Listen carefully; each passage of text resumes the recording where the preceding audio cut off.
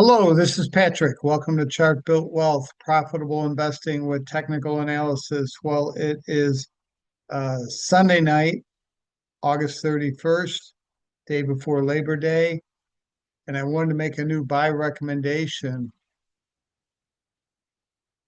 So I think this is really an important one. So with that, let's get into it.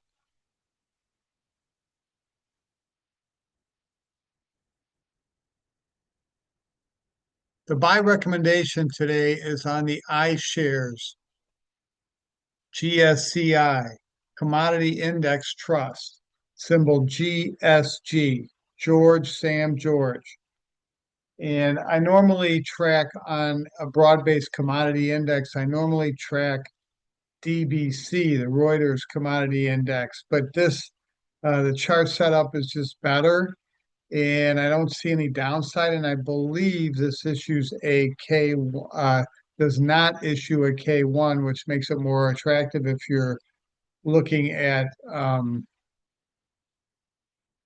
why is this bar here? Okay. If you're looking at taxable accounts. But let's get into it. I'm going to give you, uh, again, when I look at a chart, I look at it without a symbol, without a name, without any fundamentals. I'm looking at the chart itself, and that tells me I try to keep my biases out of it. I look at it strictly on a technical basis. Here is what ChatGPT says about GSG. It's a concentrated energy tilt, high volatility, low rolling costs when energy markets are favorable, minimum collateral drag, and lower fees. DBC, the Reuters Commodity Index, delivers a more diversified sector mix, including more treasuries, etc. The two have low correlation to the S&P 500, making them useful complements or alternatives depending on your portfolio goals and outlook for the commodity markets. Um, I want to give you the percentages. This is really a play on energy and crude oil. So going back 18 months or so, I was very bullish on the metals. The metals were the group copper, platinum, silver, gold. Those were the big winners. And I think we're going to see a shift. I'm not saying that metals are not going to go higher, but there's a lot more risk in metals. Part of that is because of the dollar, the oversold dollar, and the real bearish sentiment on the dollar, which to me suggests that prices could turn, whereas energy actually can go up while the dollar goes up. So I don't know. I think there's going to be a transition here, and we'll see. At the end of the day, I'm just looking at the chart and I'm telling you to buy this. So the see what we got here. Okay. Energy is 62% of this ETF.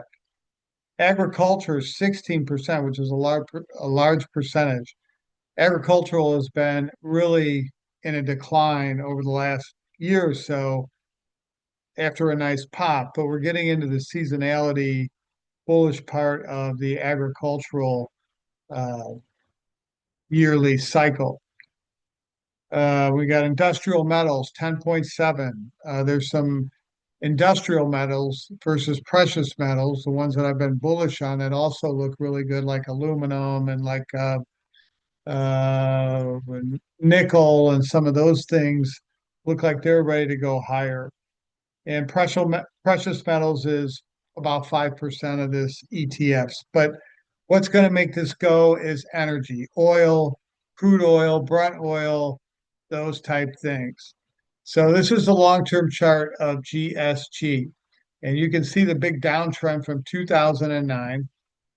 And you can see we have I mean, again, for cycles, I'm going to pull out of my toolbox the LA wave theory, which believes that trends or cycles go in waves of five, with one, three, and five in the direction of the bigger trend. and 2 and 4 are counter trend reactions. So we have a five wave downward price action, but now we're seeing something a little bit different. So in 2020, when commodities started going higher, we saw a five wave advance in this index. One, two, three, four, five. So that tells me right away that the trend has changed from these corrective rallies to something more substantial. And now we've gotten a pullback and we've got a consolidation in the form of a symmetrical triangle. So here's where I think we are. We're either either we have our first five wave advance, our three wave correction or sideways correction. We should have another five wave advance. And then we can argue whether it's going to be wave three or A, B, C correction of this bigger decline. Anyway, I know that's but for you, some of you that are maybe more familiar with Elliott wave theory, we don't know the answer to that larger question if this trend has totally changed from down to up. So here we have the consolidation. So all that stuff I just talked about, let's just look at where we are right now, right here, because that's what I want to take advantage of. I will tell you on this five wave advance, that's very telling to me. Also, I can tell you we got confirmation of that high. This is a monthly chart. So this is a long-term chart. And so on this high that we got in early 2022, we got confirmation of that high. I'm expecting a higher high and maybe a negative divergence. This kind of reminds me of the cannabis stocks that I've suggested. So I think this could be a really something that you want to get involved in. So let's take a look at this symmetrical triangle. And here we are, really textbook. A, B, C, D, E, little pullback. And now we're trying to break out. And each one of these has a three wave corrective action. So that's a consolidation. So if we can break above, let's say 23 on a weekly close, this is a weekly chart. And again, this is no small pattern. This is 2.5 years in the making. So if we get a breakout of this on a closing basis above 23, we measure the base of this triangle and we project it upward, and we come up with a price projection of 30.84. Let's call it 31 or 35% potential upside. So I'm saying buy this here, putting our stop at 21.5, and I think the reward to risk is really, really favorable.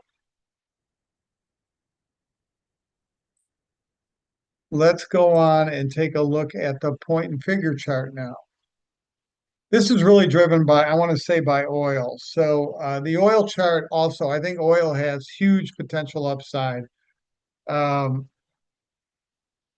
the chart doesn't speak to me like this does, where I can really set a limited risk and really participate in 35% upside. This might be, I don't know, 4 or 5% risk to the downside to our stop, and the upside is 35. So, you've got, I don't know, 8 to 1 or 10 to 1, whatever that number is, 8 to 1. And so that's why I'm buying this. I'm buying it before the breakout. So, once we get a breakout on this, we'll probably see oil improve, etc. Okay, let's look at the point and figure chart, the least subjective chart.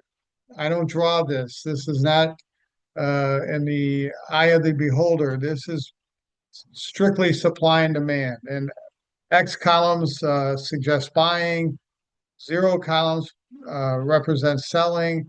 We got a nice bullish trend line in place.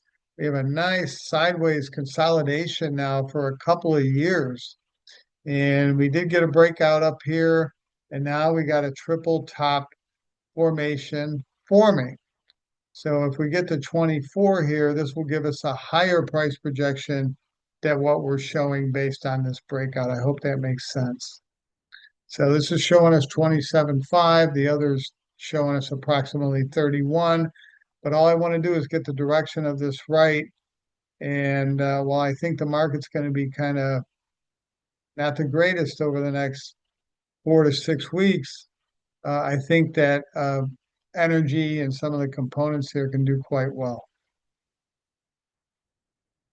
Last thing is the COT report, the Commitment of Traders report. This shows the futures markets, the big boys.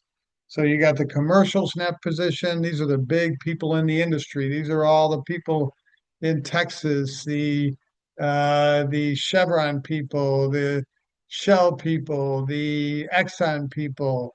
And they have a good handle of what supply and demand is going to be. This is the smart money. So they know when prices are down, uh, whether they want to hedge their bet because they're going lower or they want to increase their exposure because they think their oil's worth a lot more. And right now, they are really uh, bullish, more bullish than they've been going back to 2022. I apologize for this cutoff here. So they are saying, oil's worth a lot more than $60 a barrel, and so they're expecting higher prices. That doesn't mean they have to be right tomorrow, but eventually they're going to be right. Thank you for watching Chart Built Wealth, Profitable Investing with Technical Analysis. Please like and subscribe. Please tell your friends, neighbors, family, any comments, any suggestions, let me know. Thank you. Have a great day, great evening, great rest of your holiday. Adios.